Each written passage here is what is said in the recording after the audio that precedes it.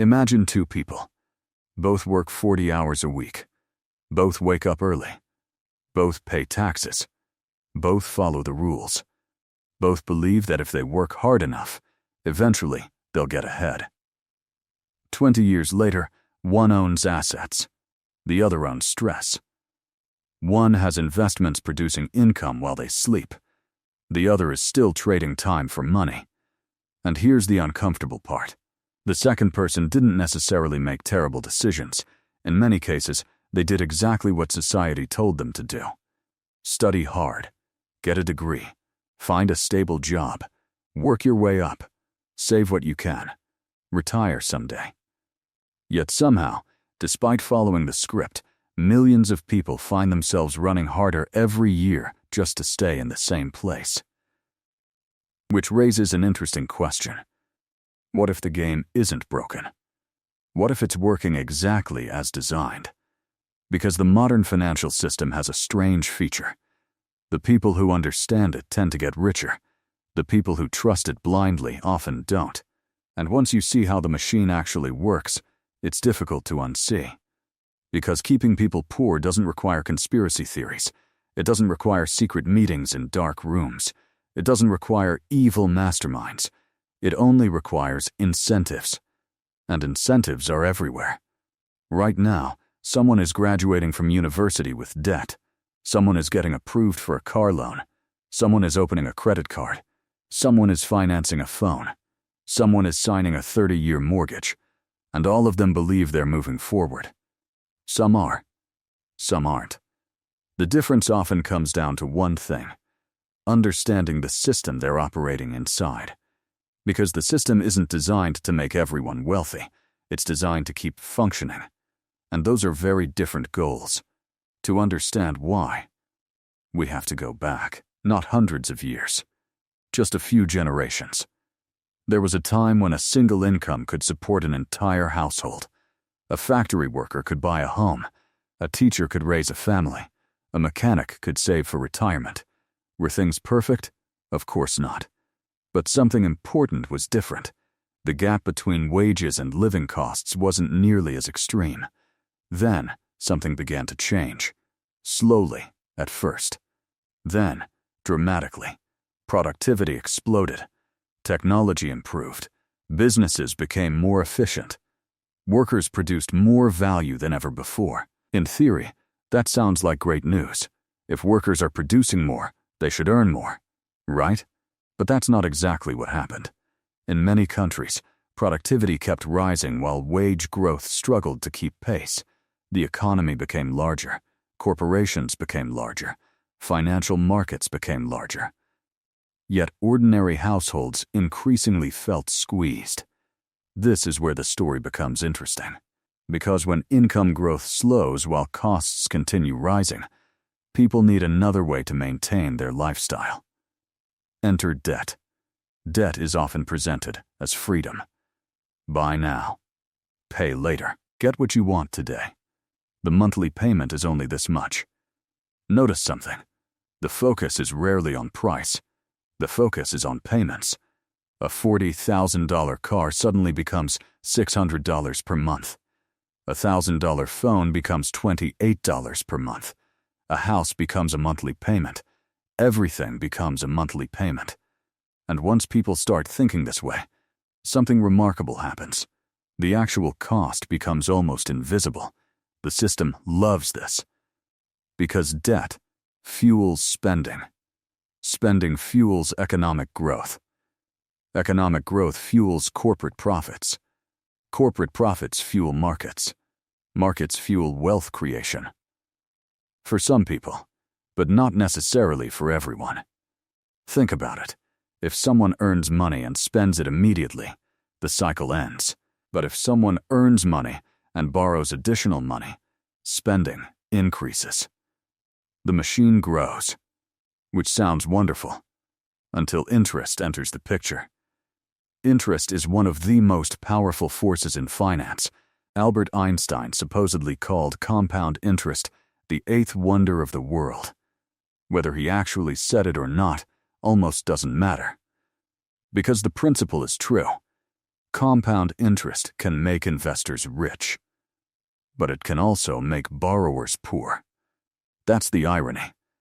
The exact same mathematical force creates wealth at the top and extracts wealth from the bottom. Imagine two people. One owns assets generating 8% annually.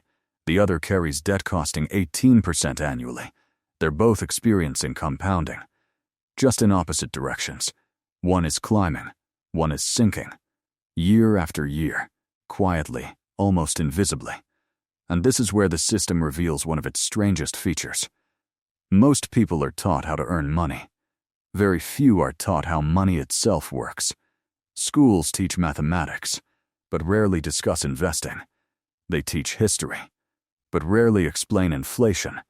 They teach chemistry, but often ignore debt, which is odd, because millions of adults will interact with loans, taxes, mortgages, credit cards, insurance, and retirement accounts for their entire lives. Yet many encounter these concepts only after signing legally binding contracts. It's like teaching someone how to drive after handing them the keys. And that leads us to another mechanism hiding in plain sight. Inflation. Inflation sounds harmless. 2%, 3%, maybe 4%.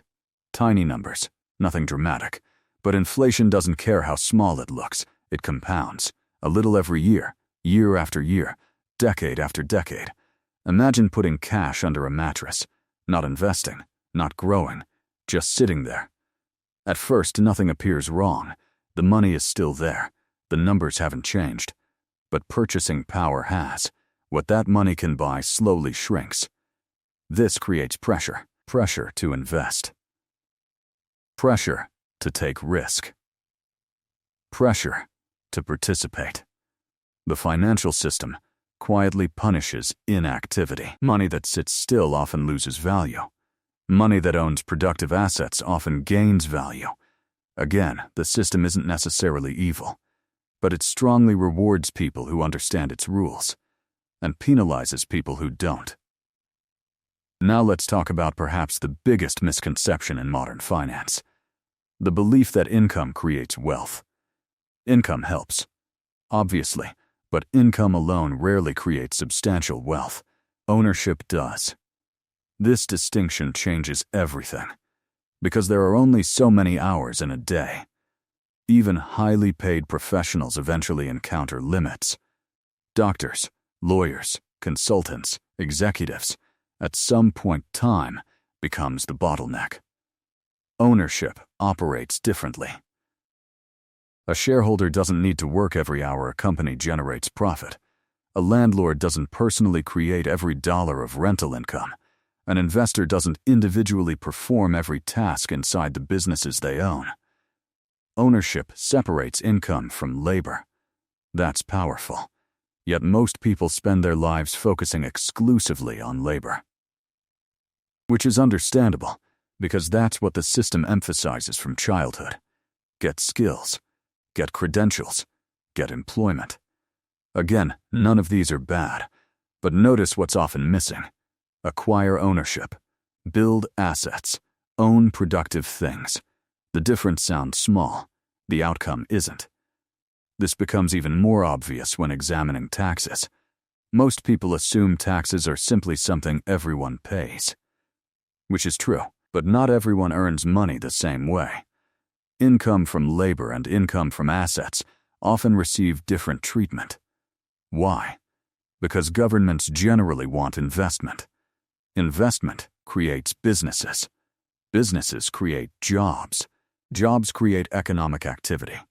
The result is a system where asset owners frequently gain advantages unavailable to wage earners. Whether that's fair is a separate debate. The important point is that understanding these rules matters. A lot. Because people often assume everyone is playing the same game. In reality, many are playing entirely different games with entirely different rulebooks. Now let's zoom out even further. There's another layer most people never think about. Attention. Because in the modern economy, attention is valuable. Extremely valuable. Entire industries compete for it. Social media, Streaming platforms, advertising networks, news organizations, apps, games, everybody wants more of your attention. Why? Because attention influences behavior. Behavior influences spending. Spending influences profits. This creates a fascinating dynamic. Many of the smartest people on Earth are not working to help you save money. They're working to keep you engaged. Clicking, scrolling, watching, buying. And they're exceptionally good at it. Imagine explaining modern consumer culture to someone from 200 years ago. You carry a device in your pocket. Thousands of companies compete for access to your brain. Algorithms learn your habits. Ads follow you across platforms. Purchases arrive at your door within hours. It would sound absurd. Yet here we are. The system doesn't need people to become financially independent. It needs participation. Constant participation. And participation is easier when people remain consumers first and owners second. Which brings us to perhaps the most uncomfortable realization. Many financial struggles are not caused by a lack of effort. They're caused by friction. Tiny frictions. Everywhere. Inflation, debt, taxes, fees, subscriptions, impulse spending, lifestyle creep. None of these individually seem catastrophic. Together, they can become devastating. Imagine trying to climb an escalator moving downward. You can still reach the top, but you'll need to move faster than you expected. That's how many households feel. They're working. They're earning. They're trying. Yet progress feels strangely slow. Because invisible forces are constantly pulling in the opposite direction, and the system doesn't announce these forces loudly. It whispers. One fee here, one interest payment there, one subscription, one upgrade, one financing plan, one convenience purchase, one lifestyle increase. Small decisions, repeated thousands of times, until years pass. Then, decades. Then people wonder where the money went. Now, none of this means success is impossible. Far from it.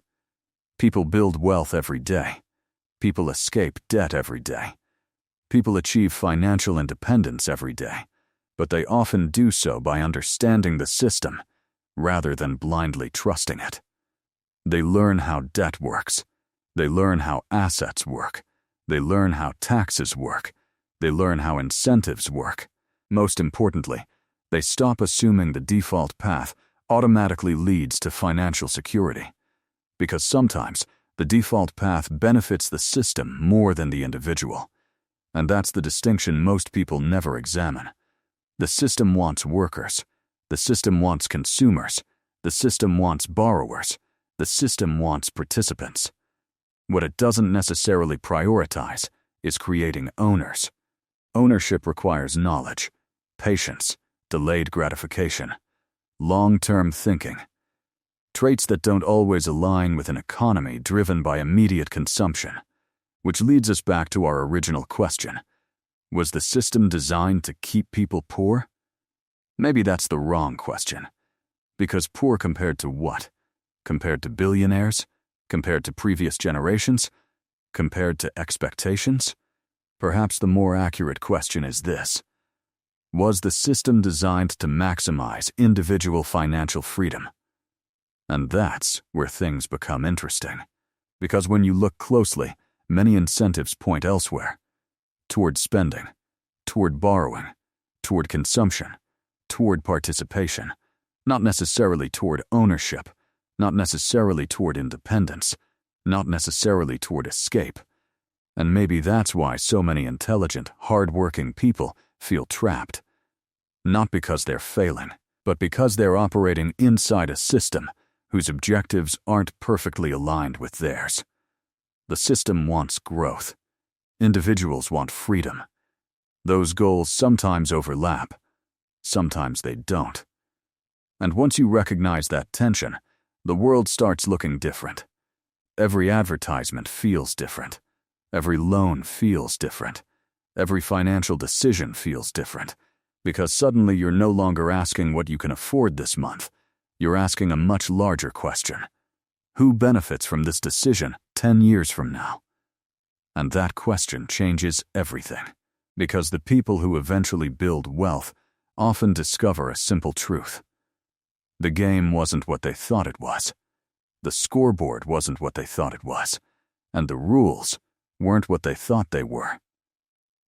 The most important financial decisions rarely happen at the checkout counter. They happen when someone decides whether they'll spend their life primarily consuming what others build, or owning a small piece of it. And perhaps that's the uncomfortable reality hiding beneath the entire system. Not that it's designed to keep you poor, but that it's designed to keep you participating. The question is whether participation alone is enough, or whether the real challenge is figuring out how to become something the system produces far less often. An owner,